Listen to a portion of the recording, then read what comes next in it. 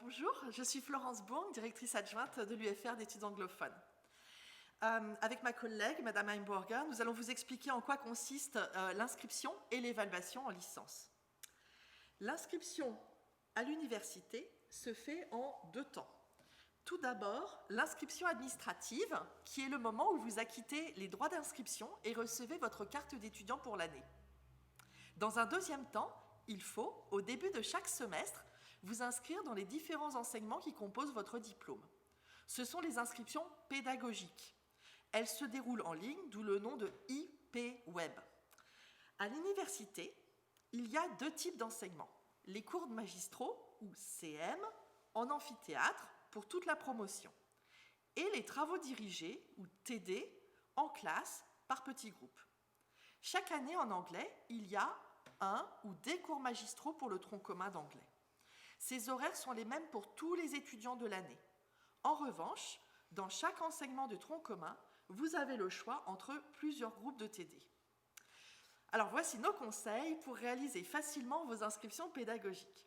Tout d'abord, téléchargez l'emploi du temps de votre semestre qui sera disponible au plus tard début septembre sur la page internet brochure et horaires d'enseignement de l'UFR au format PDF. Je répète, les emplois du temps seront mis en ligne début septembre. Je vous conseille, si vous en avez la possibilité, d'imprimer cet emploi du temps. Il faut ensuite vous préparer une grille pour votre semaine. Placez-y les cours magistraux du semestre.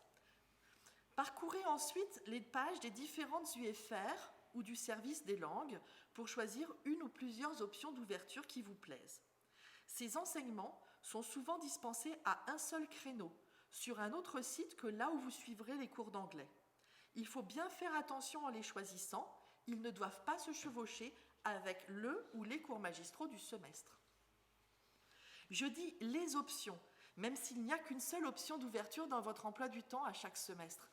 Car le conseil de nos gestionnaires, c'est de préparer au brouillon plusieurs emplois du temps, chacun autour d'une option d'ouverture qui vous convienne. En L2 et L3, si vous êtes en monolicence d'anglais, il faut également choisir une ou des options de spécialistes qui, elles aussi, sont enseignées à un seul moment de la semaine. Une fois choisi votre ou vos options, il faut sélectionner pour le tronc commun un groupe de TD pour chaque enseignement et le placer sur votre grille. Notez bien à chaque fois le code de l'enseignement et le numéro du TD. La numérotation des groupes est identique sur le tableau de l'emploi du temps et sur notre site IP Web. Là aussi, je vous conseille de préparer plusieurs options.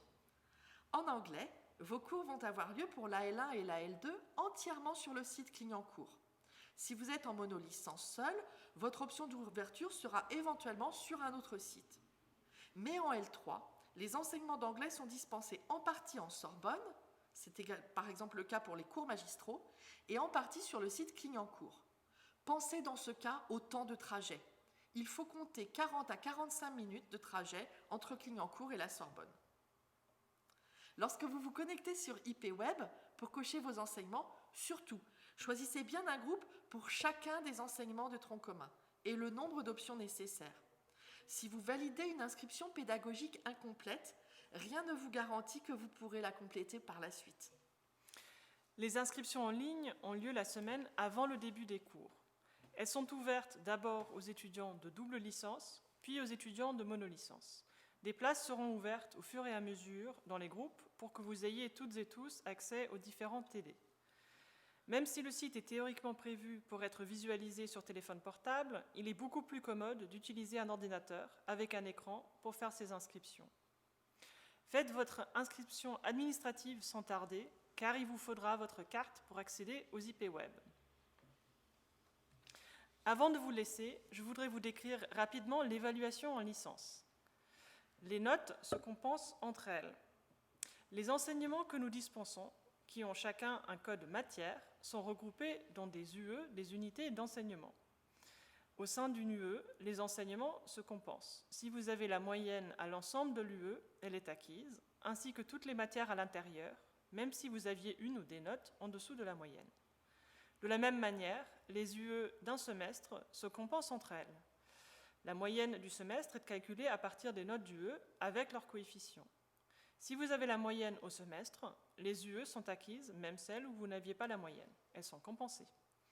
Les 2 semestres d'une même année aussi se compensent. Si vous avez la moyenne à l'année, les 2 semestres sont validés. En revanche, il n'y a aucune compensation entre 2 années différentes. En L1 et L2, LLCR anglais, les évaluations se font entièrement au sein des TD. C'est ce qu'on appelle le régime du contrôle continu intégral.